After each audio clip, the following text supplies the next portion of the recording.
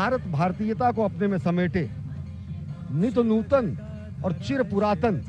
विरासत के साथ विकास के मंत्र को लेकर प्रधानमंत्री नरेंद्र मोदी नए भारत का अभ्युदय कर रहे हैं, नए भारत का निर्माण कर रहे हैं, नए भारत की संकल्पना को साकार कर रहे हैं। और इस समय प्रधानमंत्री नरेंद्र मोदी इस 900 मीटर से ज्यादा लंबे महाकाल कॉरिडोर जिसे कहा जाता है और जिसे कहा जाता है महाकाल के लोक का महालोकार्पण करने के बाद अब प्रधानमंत्री नरेंद्र मोदी जा रहे हैं इस पूरे विस्तीर्ण क्षेत्र का भ्रमण करने के लिए। और सबसे बड़ी बात अजय, जैसा आपने बताया था कि यहाँ की दरो दीवार पर शिवपुराण से संबंधित एक एक कथाओं का विधिवत चित्रण किया गया है, चाहे वो गंगा अवतरण का दृश्य हो, चाहे वो असुरों के वध का दृश्य हो, चाहे वो भगवान के अलग अलग अवतारों की रूप हो, चाहे वो संदीपनी और भगवान अस्थि का दान करने वाले दधीच के पुत्र को मोक्ष प्रदान करने का दृश्य हो। और जैसा कि अभी हम एक बार फिर देख रहे हैं, ताड़कासुर के वध के बाद त्रिपुरारी जब कहा गया भगवान शंकर को, त्रिपुरारी इधि त्रिपुर असुरों के वध करने के बाद कहा गया, और उसका बेहद विहंगम नैनाभिराम दृश्य यहाँ पर स्थापित किया गया है। भगवान गणेश की मूर्ति, भगवान कार्तिकेय की मूर्ति, माता पार्वती, भगवान शंकर, यानी कि भगवान शंकर का समूचा दरबार और परिवार यहाँ पर स्थापित है महाकाल के इस महाप्रांगण में। अजय, तो ये शिव वाटिका जो इस वक्त आप देख रहे हैं, ये त्रिपुरारी हनन का दृश्य बार बार आपकी स्क्रीन पर। इस वक्त प्रधानमंत्री मोदी अब जो त्रिवेणी मंडपम है उसकी ओर, जो आप दृश्य देख रहे हैं वो त्रिवेणी मंडपम का दृश्य है। और इस वक्त प्रधानमंत्री मोदी का जो काफिला ई कार्ड के जरिए अब महाकालेश्वर पथ की ओर धीरे धीरे बढ़ता हुआ, तो महाकाल लोक का लोकार्पण अब किया जा चुका है। और अब धीरे धीरे जिसे महाकालेश्वर पथ कहा जाता है, जो अब इस प्रथम चरण में जो नंदी द्वार हैं वहां से शुरू होता है, और ये 900 मीटर से ज्यादा लंबा ये पूरा का पूरा महाकालेश्वर पथ, यहाँ से आपको भगवान शिव के जो अवतार हैं, भगवान शिव की जो लीलाएं हैं, भगवान शिव के नाम, भगवान शिव के गुण, उनकी कथाओं का मंचन करते हुए आपको चित्रवृत्तियां दिखाई देंगी जो आपको एक अद्भुत दुनिया में ले जाती हैं। और तकनीक का भी बहुत ही जबरदस्त इस्तेमाल यहाँ पर किया गया है, जिसमें अगर आपको इन भित्ति चित्रों पर जो कथाएं जिसे आप नहीं समझ पा रहे हैं, आप बारकोड के स्कैन के जरिए आप वहां तक पहुंच सकते हैं और वहां की जो कथाओं को आप आसानी से तकनीक के माध्यम से उसके बारे में जान सकते हैं, उनके बारे में पढ़ सकते हैं। तो तकनीक का इस्तेमाल युवाओं को लुभाने की कोशिश, सभी पर्यटकों को आकर्षित करने की कोशिश महाकालेश्वर पथ। और इस वक्त आप देख रहे हैं कि प्रधानमंत्री मोदी कैसे हर एक चरण के जो हर एक आयाम है उनका अवलोकन करते हुए, और मुख्यमंत्री इस वक्त उनकी मदद करते हुए इस पूरे के पूरे महाकाल लोक के अलग अलग जो आयाम हैं, अलग अलग जो प्रतिष्ठाएं हैं, उनके बारे में बताते हुए। और इस वक्त आप देख रहे हैं कि धीरे धीरे वो महाकालेश्वर पथ की ओर जाते हुए अब यही पथ आपको सीधे महाकाल के मंदिर के मुख्य द्वार तक ले जाएगा, जहां पर आप अपनी पूजा अर्चना अपने तरीके से संपन्न कर सकते हैं। और अगर आप समझें तो ये पूरे के पूरे पथ में जो सुविधाएं हैं पर्यटकों के लिए वो विकसित की गई हैं, और मकसद यही है कि स्मार्ट सिटी के तौर पर उज्जैन को एक विकास दिया जाए, और केवल स्मार्ट सिटी ही नहीं बल्कि सांस्कृतिक शहर के रूप में भी उज्जैन को जाना जाता है। और जिस तरह से सभ्यता, संस्कृति, विज्ञान और तकनीक का एक अद्भुत और अनोखा संगम आपको इस वक्त दिखाई दे रहा है महाकालेश्वर पथ पर, जहां पर पैदल चलने की भी व्यवस्था है और ई कार्ड से भी चलने की भी व्यवस्था है। जिस पथ से प्रधानमंत्री इस वक्त जा रहे हैं, कल से जनता के लिए खोल दिया जाएगा, और आम जनता कल से ही इस पथ का प्रयोग करते हुए चाहे तो पैदल और चाहे तो ई कार्ड के माध्यम से भगवान श्री महाकालेश्वर के मुख्य मंदिर की ओर जाने के सफर पर निकल सकते हैं, और साथ ही जो शिवलोक के कथाएं हैं उनको अपने आप में समाहित करने की प्रक्रिया को भी समझ सकते हैं, जान सकते हैं। निश्चित तौर से अजय अगर देखें तो ये अकल्पनीय दृश्य है। जिस तरीके से रुद्र सागर का पुनरुद्धार हुआ, जिस तरीके से रुद्र सागर को विस्तार दिया गया, जिस तरीके से रुद्र सागर का विस्तारीकरण करने के बाद सौंदर्यीकरण किया गया, उस तरीके से ये सही मायने में अगर देखें तो अद्वितीय है, अतुलनीय है, अप्रतिम है, अनुपम है। और ये जो छठा आप देख रहे हैं, इस समय देश देशांतर के अनेक मनीषी, महामंडलेश्वर और साथ ही साथ सनातन संस्कृति के ध्वजवाहक यहाँ पर साक्षी बन रहे हैं महाकाल की इस धरती पर। असंख्य देव और साथ ही साथ अन्य लोगों के साथ जो चराचर में व्याप्त है। निश्चित तौर से अगर देखें तो ये सनातन संस्कृति की धर्म ध्वजा का विश्व के पटल पर लहराने जैसा है। और साथ ही साथ अगर देखें तो ये एक स्वप्नद्रष्टा की साधना के सफल होने का परिणाम है। यदि देखें तो संकल्प से सिद्धि का परिणाम है। ये राष्ट्र सेवक की साधना का ये कर्मफल है। और साथ ही साथ कर्मयोगी प्रधानमंत्री नरेंद्र मोदी के दिशा निर्देशन में बना हुआ ये महाकाल का लोक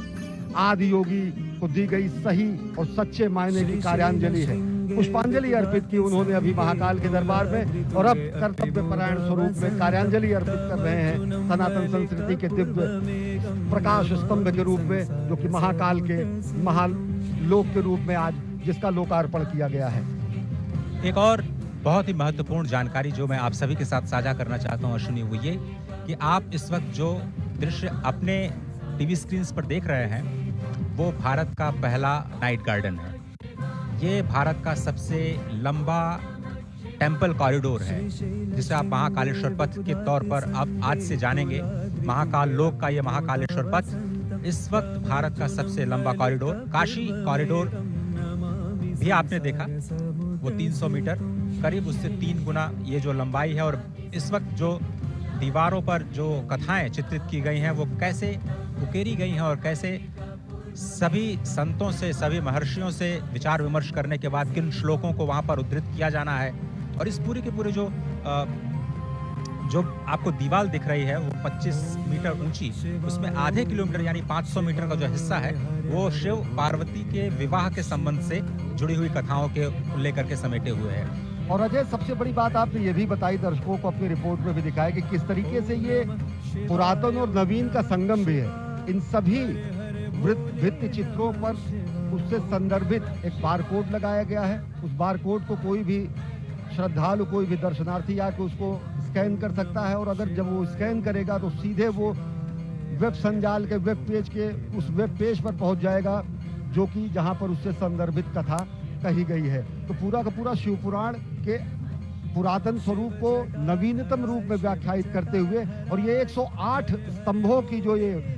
वलयावली है, जो ये अहोरात्र चलने वाला महायज्ञ जैसा है, जो असंख्य दीपों से सुसज्जित इस समय उज्जैनी है, निश्चित तौर से अगर इसका साक्षी बनने के लिए हम, आप और साथ ही साथ ये समूचे सनातन संस्कृति के लोग धन्य हैं, क्योंकि ये एक तरीके से कायांतरण है। ये महालोक का निर्माण समूचे उज्जैन और उस परिसर का कायांतरण है, रूपांतरण है, जो नयनाभिराम स्वरूप में आप देख रहे हैं। अजय, तो स्वागत है आप सभी का भारत के पहले नाइट गार्डन में। इस वक्त जो आप तस्वीरें देख रहे हैं, श्री महाकाल लोक के नाइट गार्डन में भगवान शिव की लीलाओं पर आधारित ऐसी 190 मूर्तियां स्थापित की जानी हैं। 2 चरणों में ये कार्यक्रम संपन्न होना है। अभी तो सिर्फ पहला चरण पूरा हुआ है। स्मार्ट सिटी परियोजना के तहत उज्जैन को विकसित करने की ये जो योजना है, उसके दूसरे चरण का कार्य मार्च 2024 तक पूरा होने की संभावना, उम्मीद जताई जा रही है। जैसा कि अभी आपने सुना, 108 स्तंभ स्थापित किए गए हैं, जिसमें भगवान शिव और उनके गढ़ों की विभिन्न मुद्राएं बनी हुई हैं। और आप देखें, स्वयं महाकाल के रूप में जो लोक कलाकार हैं, और 750 से ज्यादा लोक कलाकार देश के अलग अलग हिस्सों से अपने कार्यक्रम का, सांस्कृतिक कार्यक्रम को प्रदर्शित करते हुए इस वक्त आपकी टेलीविजन स्क्रीन पर नजर आ रहे हैं। श्री महाकाल लोक में 18 फीट की 8 प्रतिमाएं हैं, जिसमें नटराज, भगवान शिव के पुत्र गणेश और कार्तिकेय, दत्तात्रेय अवतार, पंचमुखी हनुमान, चंद्रशेखर महादेव की कहानी, शिव और सती और समुद्र मंथन जैसे विहंगम दृश्य शामिल हैं। उसके बाद थोड़ी सी उससे कम ऊंची 15 फीट की जो प्रतिमाएं हैं, उनकी संख्या 23 है, जिसमें आपको शिव के तांडव नृत्य का एक तरह से अवलोकन करने को मिलेगा। और ये जो आप देख रहे हैं मूर्ति, वो भगवान शिव के विवाह की जो झांकी है वो दिखा रही है। और इसके साथ ही जो मध्य प्रदेश की पारंपरिक लोक कला है,